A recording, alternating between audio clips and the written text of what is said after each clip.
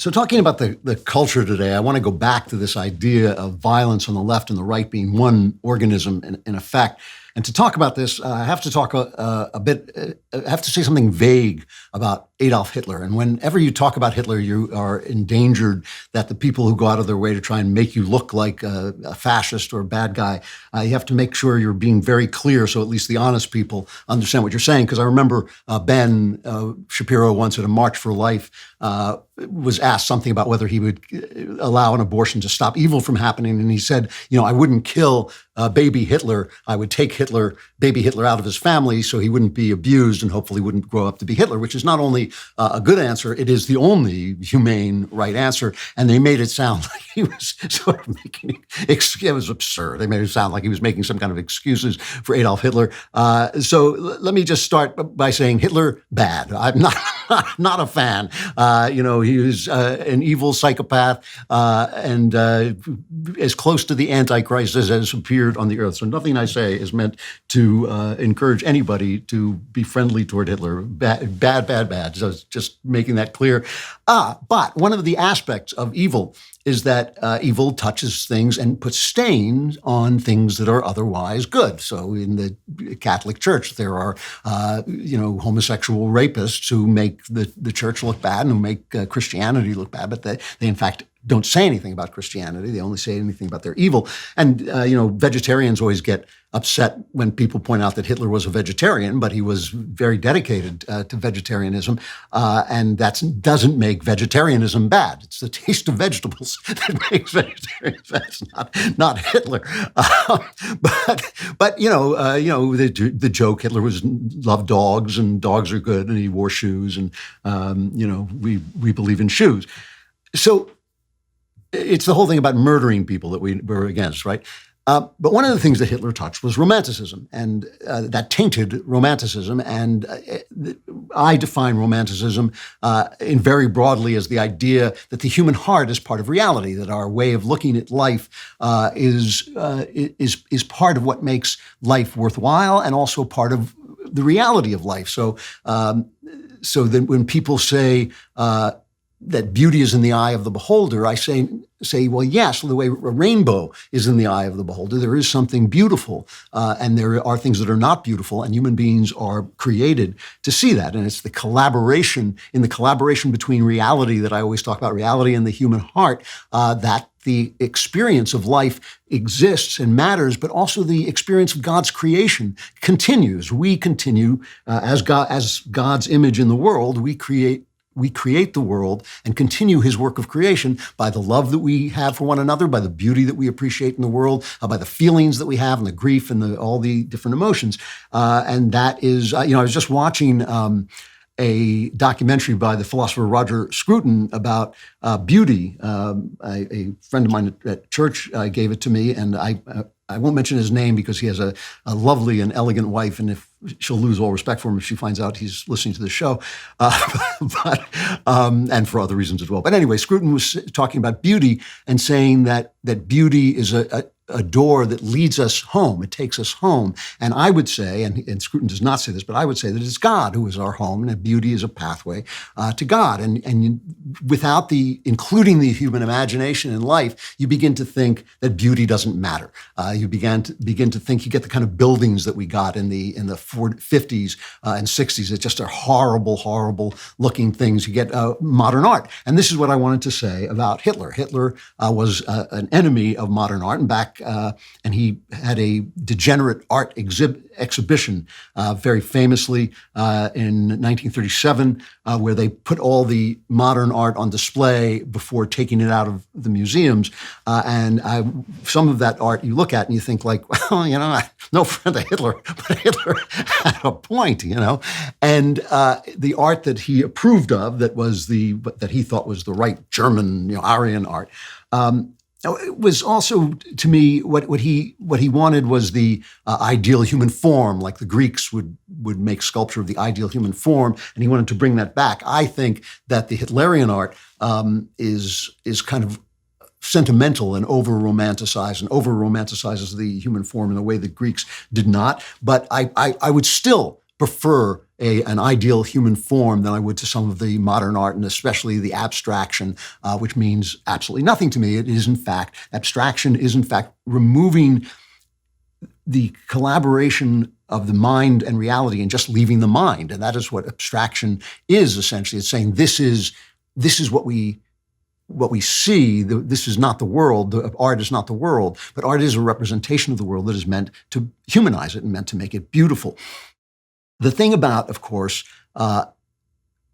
Hitler and his ideal art and his not modern art is you can use it for evil purposes. And this is the idea of Romanticism. This is why people say Romanticism is bad, because it reintroduces the authority of the human imagination, and sometimes the human imagination is corrupt. So, for instance, here's this picture of Hitler as a knight in shining armor, this horrible, gnarled mind, and this twisted murderer of children, and this evil beginner of wars that left 60 million people dead. And here he is, a knight in shining armor. Clearly, that is applying an evil value to something that speaks to us of good, the image of a knight. And I complain that the left does this in the movies all the time. The biggest example of it is V for Vendetta, where the V for Vendetta guy is fighting fascism. Well, here's a clip to show you what I mean. It's cut 23. Oh my God, that's God Save the Queen my parents took me to when they hung it at Gallery 12.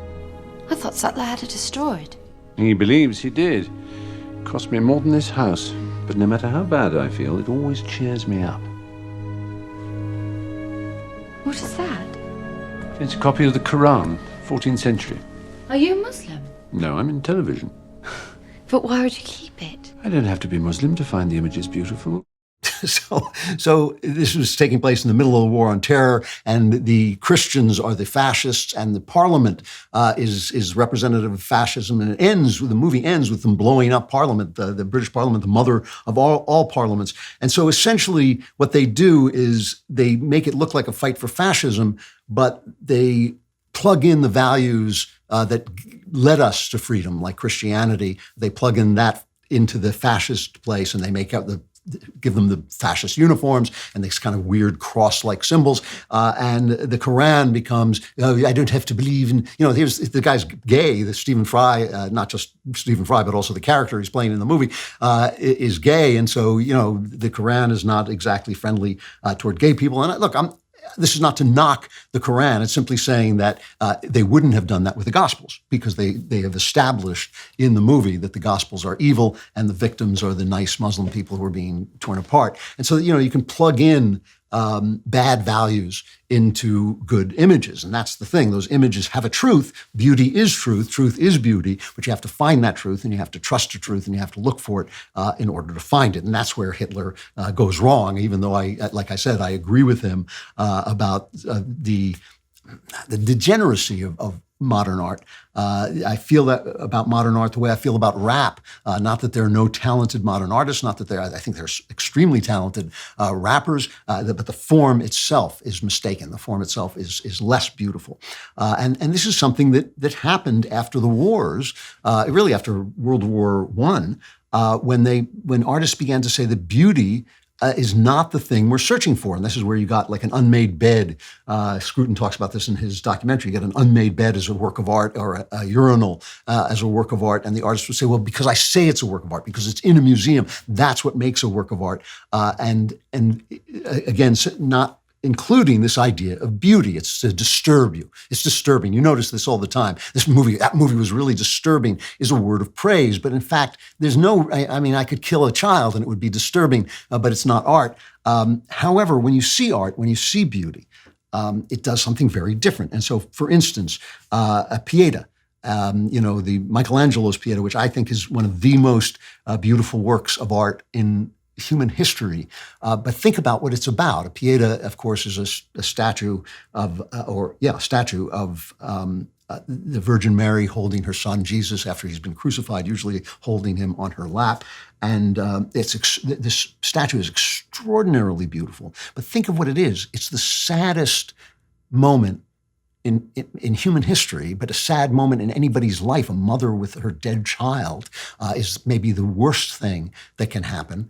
And that, and here, of course, there's also the theological element that God has been murdered, and there's this terrible grief. Pieta means pity. It comes from the word pity, and yet it's beautiful. So you say, well, why is that beautiful? Why is this judicial murder, this grieving mother, why is that beautiful? And it's beautiful because it connects one human to other humans through this universal experience of grief.